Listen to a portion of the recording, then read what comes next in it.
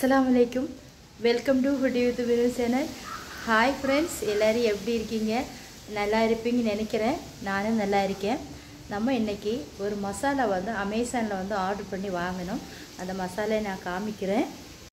இந்த மசாலா தான் Shan recipe chicken masala mix. இதை வச்சு தான் நம்ம வந்து பண்ண போறோம். இப்போ எப்படி பண்ணதுன்னு பார்க்கலாம். வாங்க फ्रेंड्स. அதுக்கு முன்னாடி ஃபுட்டி வித் பிலு சேனலை சப்ஸ்கிரைப் பண்ணி வச்சுக்கிடுங்க. லைக் பண்ணுங்கள், கமெண்ட் பண்ணுங்கள், ஷேர் பண்ணுங்கள். 2 கிலோ சிக்கன் வந்து இப்போ எடுத்துகிட்டு வந்திருக்கேன்.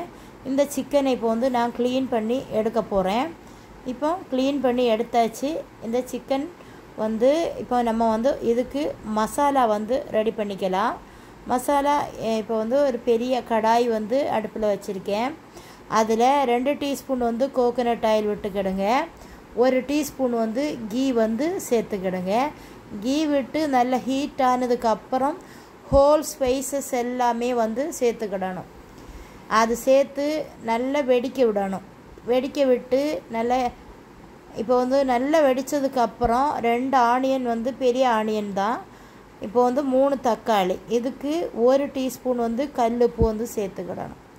அது சேர்த்து பிரியாணிக்கு முதல்ல வந்து நம்ம வெங்காயம் தக்காளி நல்லா வதங்கி ப்ரௌன் ஆகுது வரை வெயிட் பண்ணி வதக்கணும். அப்போ தான் நல்ல டேஸ்ட்டு கொடுக்கும். இப்போ அது கூட ஒரு 8 பச்சை மிளகு வந்துட்டு காரத்துக்கு கட் பண்ணி வச்சுருக்கேன். நீள வாக்கில் தான் கட் பண்ணேன். நீள வாக்கில் கட் பண்ணிவிட்டு 1 கைப்பிடி வந்து மல்லி இலை புதினா இலை இதில் சேர்த்துக்கிடணும். 3 டீஸ்பூன் வந்து இஞ்சி பூண்டு பேஸ்ட் வந்து அரைச்சி நல்லா விழுதாக வந்து சேர்த்துக்கிடுங்க. அந்த வீடியோ ஷூட் பண்ண விட்டுட்டேன், சாரி ஃப்ரெண்ட்ஸ். இப்போ வந்து நம்ம க்ளீன் பண்ணி வச்ச சிக்கனையும் 100 கிராம் வந்து கேடு அது நல்லா கட்டியாட்டு விட்டு நல்லா மிக்ஸ் பண்ணி விட்டுட்டு லிட்டில் போட்டு க்ளோஸ் பண்ணி வெறும் மீடியமாக வச்சுக்கிடுங்க.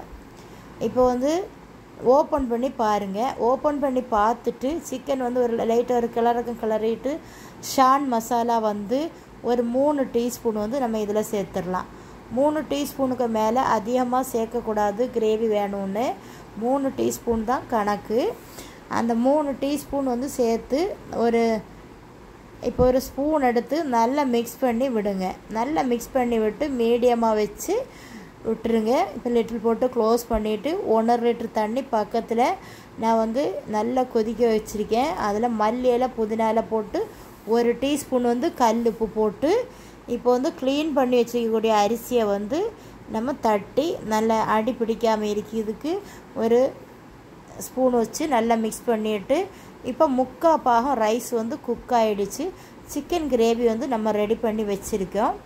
இப்போ வந்து அதில் கேஷ்யூ நட்டு முந்திரி எல்லாமே வந்து ரைஸ் போட்டு நிரப்பினதுக்கப்புறம் போட்டுட்டு 2வது மறுபடியும் வச்சு அதுக்கப்புறம் மல்லி இலை புதினா இலை எல்லாம் போட்டுட்டு நம்ம ரைஸ் வந்து வேக வச்சோம்ல தண்ணி, அதில் ஒரு 1/4 கப் எடுத்து சைடோரமாக விட்டுடுங்க.